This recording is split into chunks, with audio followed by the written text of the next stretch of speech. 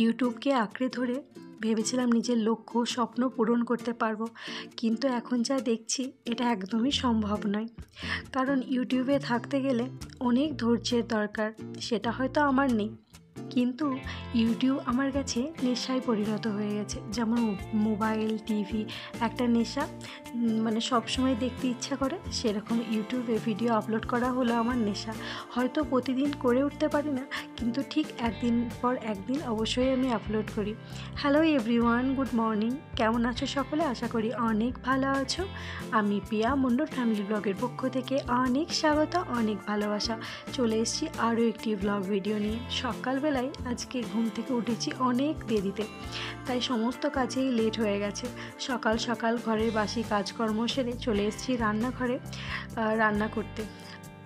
অন্যান্য দিন যেই তাড়াতাড়ি রান্না হয়ে যায় আমার কর্তামশাই খেতে আসে না, আর আজকে যেই একটু সমস্ত কাজ লেট হয়ে গেছে, বাস ও আসছে খুব তাড়াতাড়ি আজকে চলে। ও আমায় ফোন করেছিল, আমি চলে আসছি, ব্রেকফাস্ট কি রেডি? কিন্তু এইদিকে হয়ে গেছে বিপদ, আমার তো এখনও ব্রেকফাস্টই রেডি হয়নি। আর এইদিকে দেখো, যেই কলিং বেলের আওয়াজ পেয়েছে, ওকে আমাকে ডাকাডাকির কোনো সিন নেই, ঠিক চেয়ারের উপরে উঠে দরজাটা বাবাকে খুলে দিল। যাই হোক, আমারও রান্না মোটামুটি কমপ্লিট। আজকে সকালে বেশ ভালো একটা জলখাবার বানিয়েছি, মানে জলখাবার ঠিক না, জলখাবার আর দুপুরের খাবার একসঙ্গেই আর কি আমার হয়ে গেছে। কারণ দুপুরে আর এটা খাওয়ার পর ভাত খাওয়া আমাদের পক্ষে সম্ভব নয়। এইদিকে বানাচ্ছি চানা মশলা, মানে কাবলি চানা আলু দিয়ে একটা আর কি ঘুগনি টাইপের। দেখো, ফোড়নে দিয়ে দিয়েছি লঙ্কা আর গরম মশলা, মানে এলাচ, দারচিনি, এই সমস্ত কিছু। তারপরে পেঁয়াজটাকে লাল করে ভেজে টমেটোটাকে দিয়ে দিয়েছি, অল্প হয়তো একটুখানি চিনি দেবো। তারপরে আদা, রসুন, জিরে বাটা দিয়ে ঘরের যা মশলাপাতি আছে তাই দিয়ে আর কি ওটা বানাবো। আর এইদিকে বানাচ্ছি পেঁপে, পালং শাক আর মুসুরির ডাল দিয়ে একটা ডাল, সেটা আমার ছেলের জন্য। ওর ভাত, ও তো লুচি খেয়ে দুপুরে থাকতে পারবে না। আর খুব একটা লুচি আগে আমরা অনেক ভালোবাসতাম, কিন্তু এখন খাওয়া অত্যাধিক কমিয়ে দিয়েছি লুচি টুচি। আসলে দেখছো তো, এত অল্প বয়স, তাও দেহের ভেতরে এত রোগ ধরিয়ে বসেছি যে প্রতিদিন বা হয়তো সপ্তাহে একদিন এটা খেতেও ভয় লাগে, কারণ এত অতিরিক্ত তেলের জিনিস তো, তার জন্য।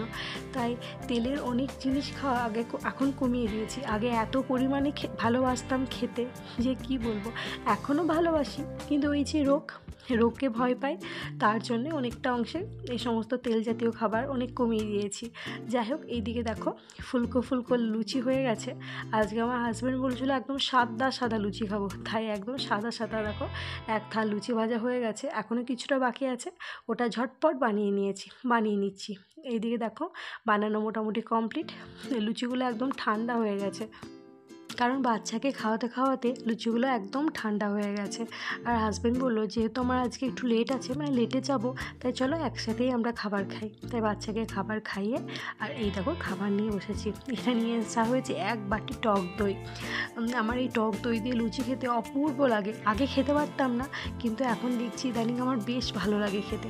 আর আজকে ওই কাবলি চানার ঘুগনিটাও হয়েছিল অপূর্ব। এদিকে দেখো, বিকালবেলায় এসছি একটু কেকের দোকানে। আমার ছেলে না ওই কেক মানে খায় না, কিন্তু কাটতে খুব ভালোবাসে, এটা ওর একটা নেশা বলতে পারো। যাই হোক, রাস্তাটা দেখো, এখন আমাদের ক্যাম্পের সামনে রাস্তা দিয়ে একটুখানি ঘোরাঘুরি করছি। সারাদিন ভালো লাগে না রুমের ভেতরে থাকতে। আর বিকালে আমি প্রতিদিন হাঁটতে যাই ছেলেকে নিয়ে, কিন্তু তাও ওই একা একা একদম ভালো লাগে না। আর আমার যে সমস্ত বন্ধু বান্ধবী হয়েছে অধিকাংশ সকলেই এখন ছুটিতে বাড়ি আছে, কেউই নেই। আর আমরা যেহেতু এই 3 মাস হলে এসেছি, তাই এখন আর আমরা বাড়ি যাব না। আর কিছুদিনের মধ্যেই তো আমার শ্বশুর শাশুড়ি মা, আমার ভাই আসতে চলেছে, তাই তো বাড়ি যাওয়ার কোনো প্রশ্নই ওঠে না।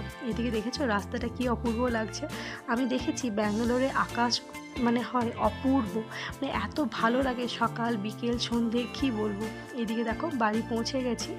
বাড়ি পৌঁছে যাওয়ার পর যেটা প্রথম কাজ, বাচ্চার হাত পা পরিষ্কার করা, নিজে পরিষ্কার মানে হওয়া।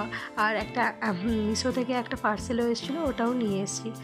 ঘরটার অবস্থা দেখেছো, ছোট বাচ্চা থাকলে যে ঘরের কি অবস্থা হয়। আর ওই যে নিয়ে আসা হয়েছে একটা পেস্ট্রি আর একটা ডোনাট, ওর এই দুটোই আর কি খুবই পছন্দের। যাই হোক, এই যে অনলাইন থেকে যেটা এসেছিলো, এই ওড়নাটা আর কি নিয়ে আসা হয়েছে।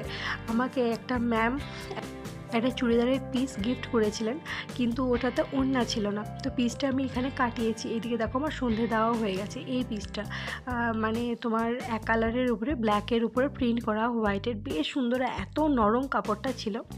এটা সবচেয়ে হলো কষ্টদায়ক কাজ বাচ্চাকে পড়তে বসানো। কথা তো শুনবে না, এই দেখেছো যে লাইনে বলবো সে লাইনে লিখবে না, কথা শুনবে না, হাত ধরে লিখবে না। এই পড়তে বসালে মনে হয় নিজের মাথাটাই মানে জোরসে মেরে ফাটিয়ে ফেলি। মানে এত বিরক্ত লাগে, কিন্তু চিৎকার করা যাবে না, চিৎকার করলে তো আর পড়বে না, মারলে তো আরও পড়বে না।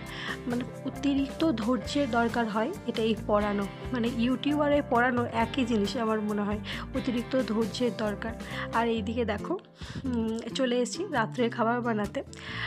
ইউটিউব বলতে একটা কথা মনে পড়লো, হ্যাঁ যারা এমনি নর্মালি আমাদের মতো ভিডিও দেয়, ছোট ছোট ভ্লগার, তাদের উঠতে অনেকটা অংশে টাইম লাগবে বুঝতে পারছি, কিন্তু তুমি এখানে একটা খারাপ কিছু আপলোড করো, সেটা মানুষ অনেক সমালোচনা করবে, অনেক নিন্দা করবে, কিন্তু তোমার উপরে উঠতে বেশিক্ষণ টাইম লাগবে না, হয়তো 1 মাসও হয়তো লাগবে না, কিছুদিনের মধ্যেই তুমি ঠিক পৌঁছে যাবে সেই উপরে।